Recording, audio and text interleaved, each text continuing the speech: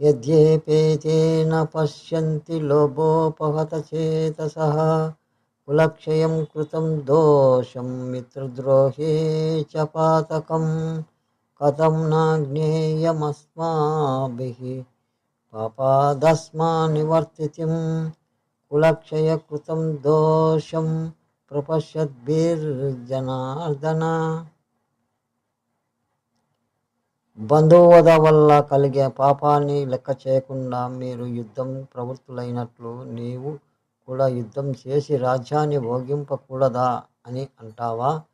వీరు రాజలోభం కారణంగా వివేకాన్ని త్యజించి కులక్షయం వల్ల కలిగే దోషాన్ని, మిత్రద్రోహం వల్ల కలిగే పాపాన్ని గ్రహించలేకున్నారు. జనార్దన, వంశనాశనం వల్ల కలిగే దోషాన్ని గుర్తిస్తున్న మనం ఈ పాపం నుండి నివర్తిల్లడానికి తెలియని వారం ఎలా కాగలుగుతాం?